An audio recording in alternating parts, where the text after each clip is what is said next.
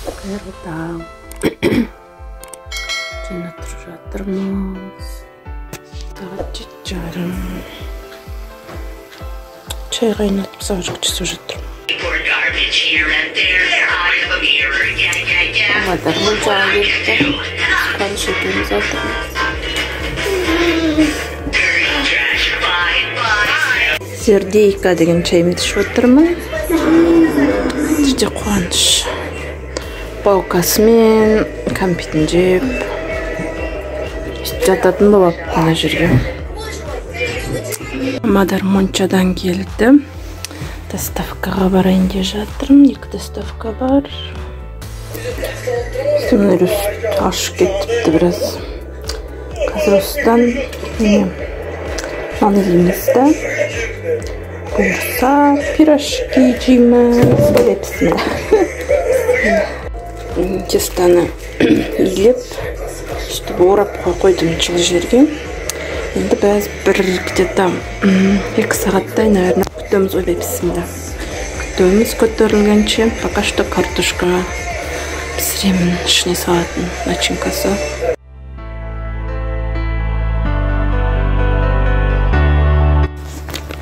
Картошканы дайындап, суытып, нетіп қойдым да. Жаңа бір заказ түсті. Барашылға шықты. Жақын қой бізге. Жөне бара жатырмын. Вкусник. Салфеткасымен подарка. Доставканы да тастадым. Енді маманың не келдігін нан, сүт, қуанышқа йогурт. Пирожкимді пісіріп жатырмын. Қайырлы кеш. Сонымен бүгінгі күнді қорытындылайтын болсақ, сол бағана пирожки жасап жаттым. Сонымен чай ішіп алдық бәріміз.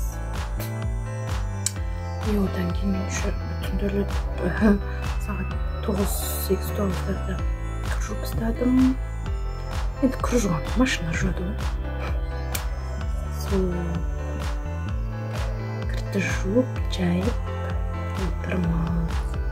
Қазір соған жоған администратор инстаграмда кітапты оқиын ба деп отырмын. Бұйырса қазір.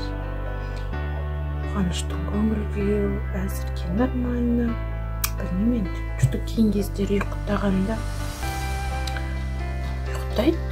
Жылап, бақырып, оянып, бақыр дегенше біраз уақыт өтіп сөйтіп жүр. Мен негізі оны шаш алғанмен байланыстырам. Шашын аламыз, шашын алғаннан кейін сондай нәрселер басталады. Бұрын да сөйтіп кішкентай кезінде шаурама деймін. Қазір күндіз нормально жүреді, түнде ұйықтап үстінде сөйтеді.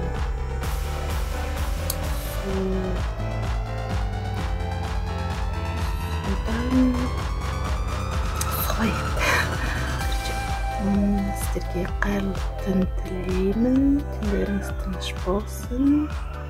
Сол ертеңге дейін.